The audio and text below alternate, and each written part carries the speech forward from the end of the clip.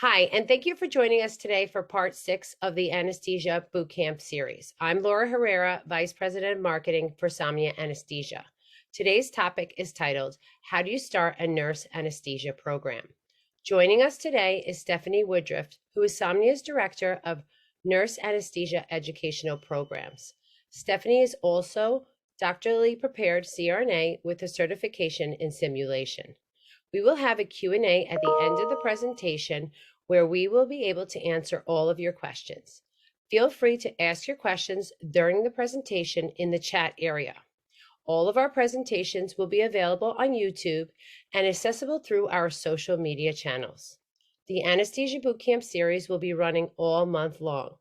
Be sure to visit www.somniainc.com/bootcamp for a list of our scheduled webinars. So, without further ado, let's get started. Stephanie? Thank you, Laura. Thank you for that wonderful introduction. Next slide. So what is a nurse anesthesia school or a program? It is a highly specialized program that trains registered nurses to administer anesthesia to patients undergoing surgery. The first school of nurse anesthesia was formed in 1909 in Portland, Oregon, and that was a certificate school. In 1978, Kaiser Permanente in California State University, they changed it to a master's degree. But in 1990, all the programs were required to transition into master's degree and to complete that by 1998. Just this year, January 1st, 2022, all nurse anesthesia programs must award a Doctor of Nursing Practice degree. This is from our Council of Accreditation, the COA, of nurse anesthesia educational programs. Their goal is to improve the quality of nurse anesthesia education and provide competent practitioners to healthcare consumers and employers. Next slide, please. As you can see by this graph, there's been a large shift for nurse anesthesia programs that transition to the DNP. So at the very bottom right corner, you can see in the pink, the doctoral programs have increased. Now, this graph is only from 2020. At the latest update from the COA of May of 2021, there are 124 accredited nurse anesthesia programs in the United States.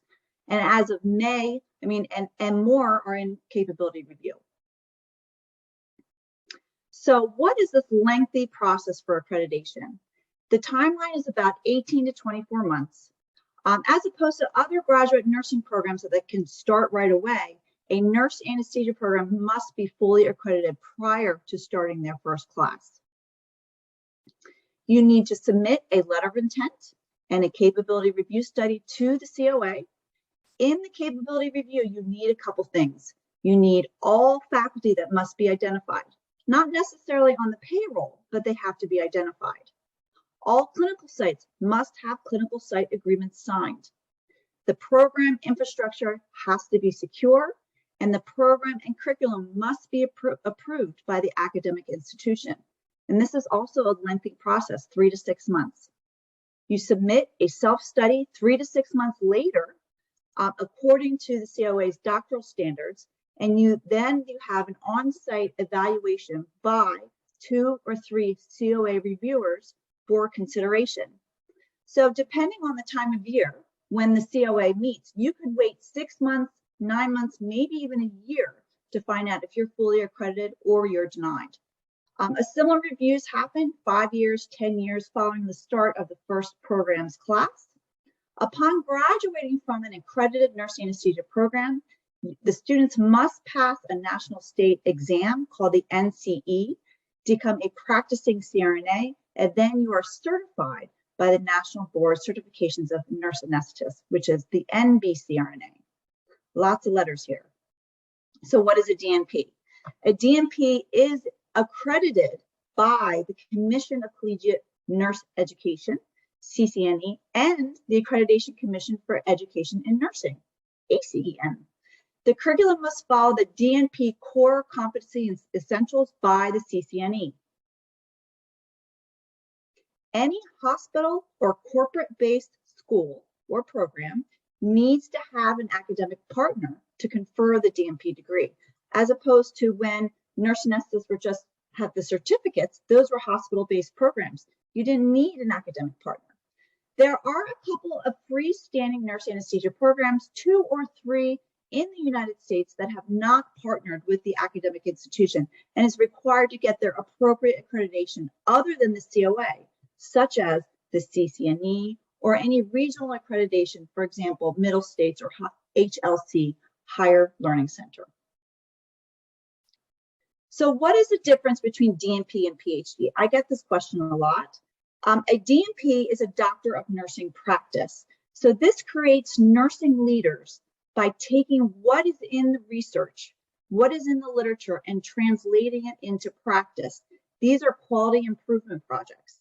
The DNP requires practicum hours for the students, and it is called a scholarly project. A PhD in nursing is nursing research. This is creating new knowledge for the science and practice of nursing and disseminating that knowledge to nursing. So there's no hours that are required during the curriculum, and this is a dissertation. They defend their dissertation. Now, a DNP nurse and a PhD nurse can work hand in hand, but they are 2 different degrees. Next slide, please. What is the difference between DNP and DNAP? More confusing. So as opposed to DNP, which is accredited by the CCNE and ACEN, the COA approves the DNAP, which is specifically designed for nurse anesthesia. DNAP is a professional practice degree approved through the COA and does not need to be accredited by the other accreditors. DNAP focuses more on anesthesia, and DNP focuses more on APRNs, otherwise known as Advanced Practice Registered Nurses. So many nurse anesthesia programs are within the School of Nursing, which only offer the DNP. Next slide, please. As you can see by the annual report from 2021, the majority of the programs and nurse anesthesia programs right now are in nursing. That is the elevated table right there. There's some in health sciences, some in medical colleges, but the majority are in the School of Nursing. Next slide. So how is this curriculum different in a DNP versus a master's in nurse anesthesia programs? The minimal length is 36 months. Now, I've seen some programs up to 52 months with a part-time alternative. In addition to studying for their self-evaluation exam, their national certification exam, they have to complete 800 anesthesia cases and over 2,000 clinical hours. They have to complete their Doctor of Nursing Practice project and DNP practicum hours, which are 200 to 500 hours, depending on the program. So there's 2 different types of nurse anesthesia program curriculum. There's front-loaded and then there's integrated. The front-loaded program has all the anesthesia courses up front, the first 18 months, and then the students go off to clinical, do their DNP coursework, and do their DNP project. The other one is an integrated curriculum, when the DNP courses and the anesthesia courses are integrated and the students start their clinical year 2. Simulation is also a requirement now by the COA. Next slide. So now the duration of the programs in months, as you can see, the doctoral programs in 2021, that's the minimum. 36 months is the absolute minimum. So you're not going to see anything less for the DNP programs. You may see more, but nothing less. Next slide. Majority of the programs start in May. Some start in June. Half start in January, August, some in September, but the majority start in May. Next slide. This is interesting for some hospitals because majority of the programs end in May as well. So by the time the students graduate and take their boards, they can help the anesthesia department during the summer months when they're most wanted, when everyone takes their vacation. So May, August, December, those are 3 popular months of graduation. And there has been a transition from CRNA faculty to becoming doctorally prepared.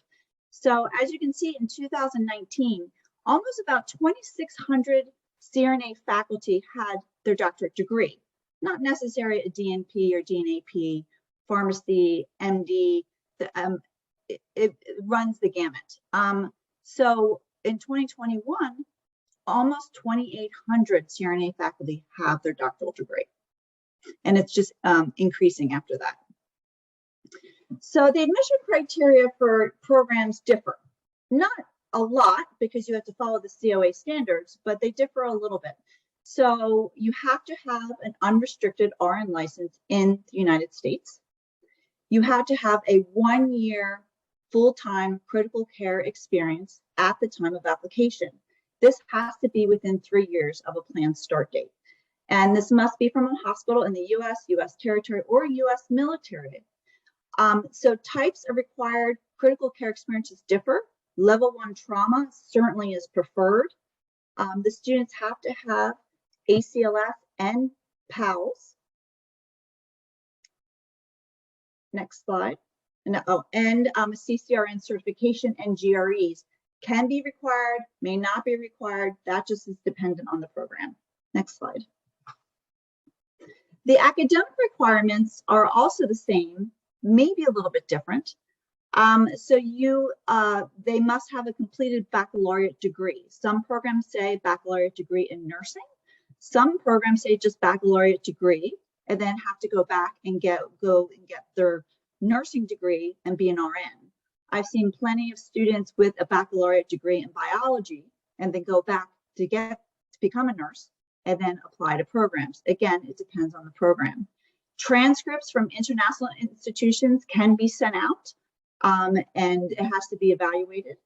The average undergraduate GPA is greater than 3.2 on a 4.0 scale. The science GPA, 3.0 or greater. As a program director, I certainly look at the science GPA. Another requirement is college level chemistry course, research, statistics, anatomy and physiology courses of grade B or higher. Transfer credits really depend from program to program. Next slide. Thank you.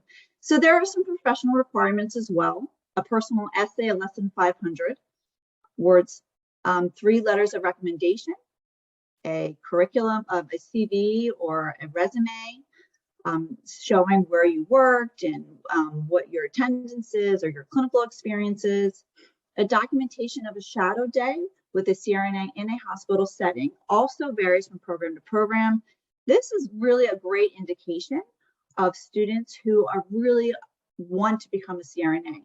You'd be surprised how many students I've interviewed who do not know what we do. An interview with the admissions committee, go back one sec, and then criminal history, background check, required health information, immunizations, drug screening results, and other information, also program specific. Next slide, please. Thank you. So the cost of the nursing anesthesia program for the student is very costly. So tuitions across the United States range anywhere from $50 to $250. The average in-state tuition is $138,000. The average out-of-state tuition is $170,000. So in my research, the number of tuitions that were greater than 150 were about 22 programs. And the number of tuitions greater than 170 were about 7 programs. Now that's just the tuition. Let's talk about the student out-of-pocket expenses. So this is just to name a few: license, certification, and clearances, conferences, medical equipment, such as a precordial stethoscope or a stethoscope, a review course, self-evaluation exam, which is $250. Sometimes per program, the students have to take it twice. Look at the national certification exam. It's almost $1,000. So it's really important that they pass on the first time. An ANA student membership is required, $200 or $250, depending on the year. An ANA malpractice insurance, $225 yearly. So look at the out-of-pocket expense, almost up to $8,000. And there's a lot of things. I didn't even include housing and travel. Next slide. So there are alternate methods of tuition assistance the student can have. In 2021, the majority of them had financial aid. They also had some scholarships. They had some other student loans. They had the nurse anesthesia trainingship. So there are other ways that the students can pay for this tuition. So let's talk about the clinical practicums. As I mentioned before, they need 2,000 clinical hours and over 800 cases. The required clinical experiences range from trauma, cardiac, neuro, pediatric, obstetrics, neuraxial block, and peripheral nerve blocks. They have to rotate to other sites possibly if you cannot get all the experiences in one site, but these are all required by the COA. Each clinical site has what you will call a gatekeeper or a clinical coordinator. They oversee all the student registered nurse anesthetist experiences with daily assignments. Each day, the student or CRNA is with a preceptor. The preceptor must be a CRNA or an anesthesiologist, and they are with them daily. Next slide. Next slide. Thank you. So let's talk about their responsibilities. The clinical coordinator assigns the cases to reflect the level of clinical competency and schedules appropriate rotations throughout the clinical day. So the clinical coordinator should be very familiar with the program's curriculum. The preceptor discusses goals and expectations for the day and reviews the care plans. Also, the preceptor must understand that not all didactic lectures have been addressed in the program and should be familiar with the program's curriculum as well. Both the clinical coordinator and preceptor are responsible for providing the CRNA safe learning clinical environment and are open to appropriate questions by the students. So it is a requirement from the COA that there are daily formative evaluations. And these are really extremely important when you're assessing the student's progress in the program. Preceptors who write "great job," "good setup," "thanks for your help" are not helpful for program administrators. You really need to write a non-judgmental, private, and objective assessment of the day. Some of my suggestions would be a plus delta. So what are the positives and negatives of the day? What do they do effectively? What could they need more time on? Another one is a 1-minute preceptor, which basically is taking the very short time for teaching moments. Or you could use the GAS model. GAS, goal, G, what is the goal of the day? Actions, the student and the preceptor fill out the formative evaluations together. And S, sample questions, how did the day go? So what should the student expect from the preceptor?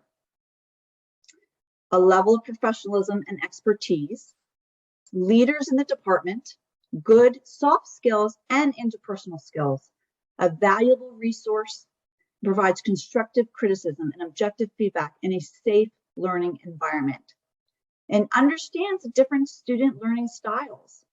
Students come from different backgrounds and are in different places in the program. The students are protected by FERPA, Family Educational Rights and Privacy Act.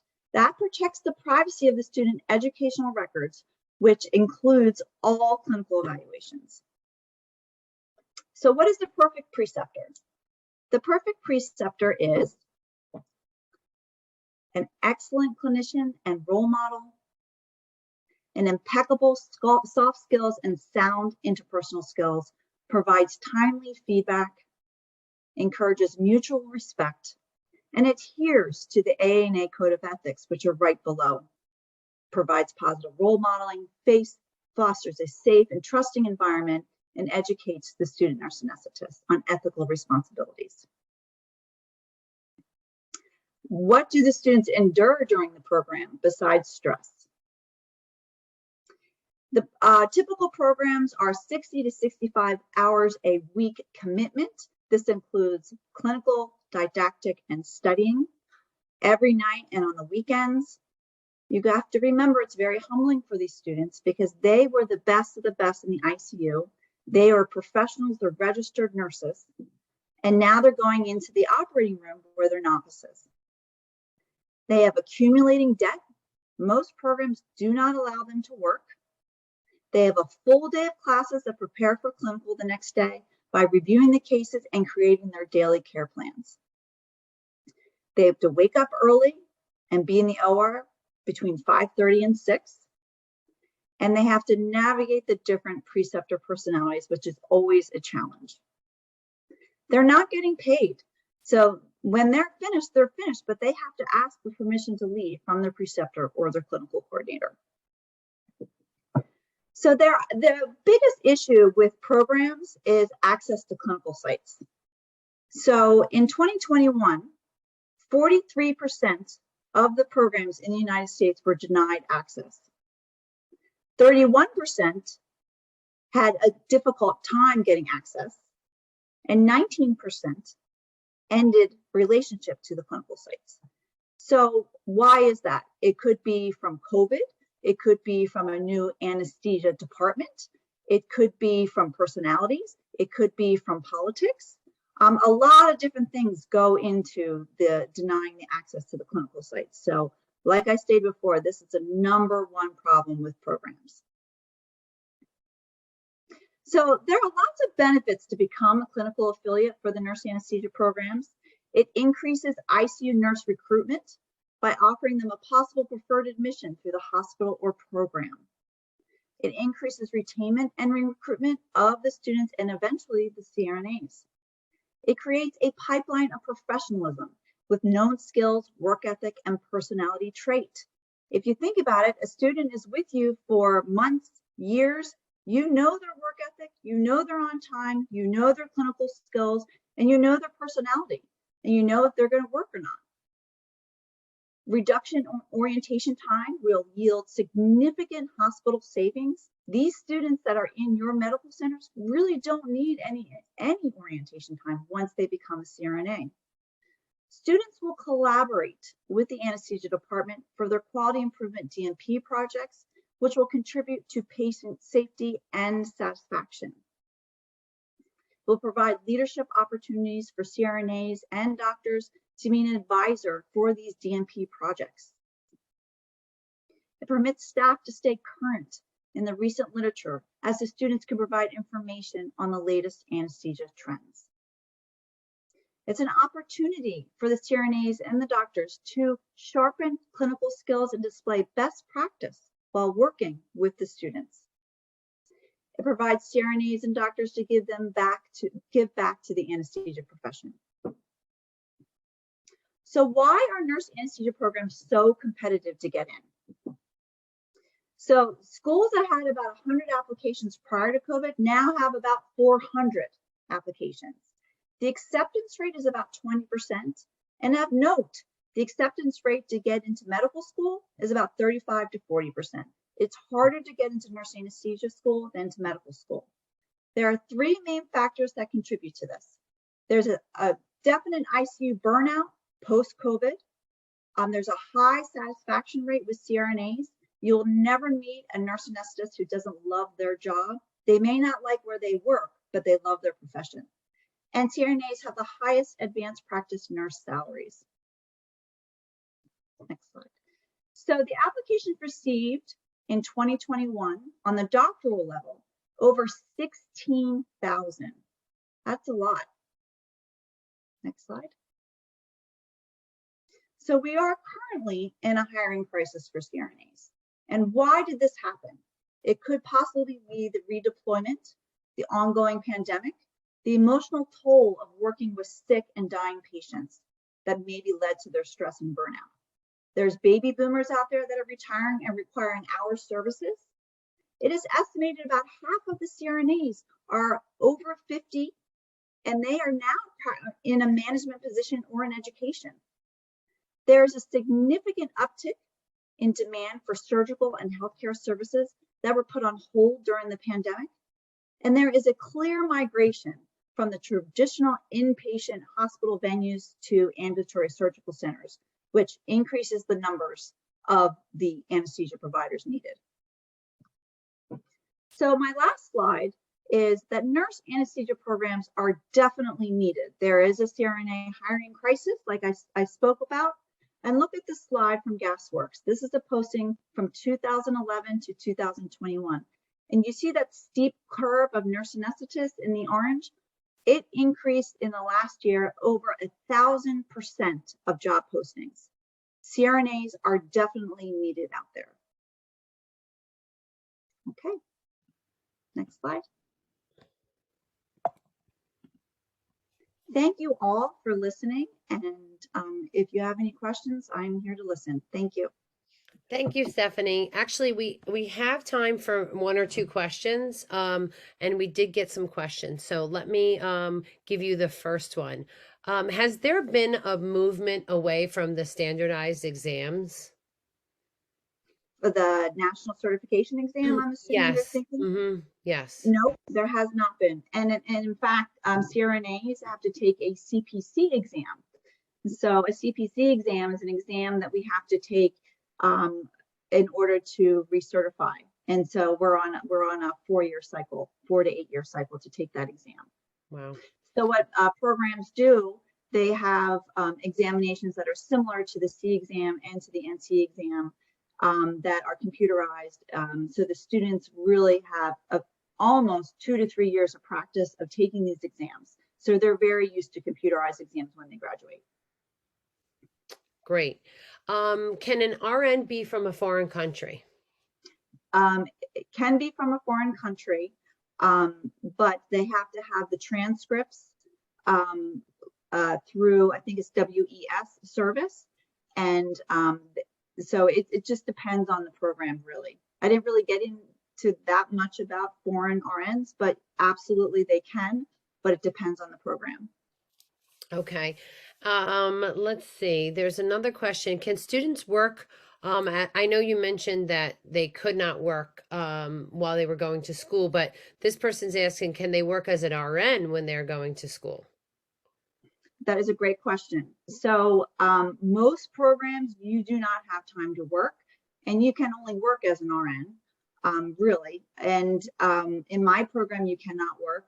In the 52-month program, there is some leeway where you take the prerequisite courses first, and you can work, and that's why it's programmed for 52 months. But certainly during the 36-month programs out there, you cannot work. You maybe can work one semester, the first semester, but other than that, no, you can't work. Okay. Well, I think it's 1:30, so I think this is all the time we have for today. But thank you so much, Stephanie, and thank you for everyone who participated. Please make sure to visit www.somniainc.com/bootcamp for a list of our scheduled webinars as well as our recordings of past webinars. Thank you, everyone, and have a great afternoon. Thank you. Bye-bye. Bye-bye.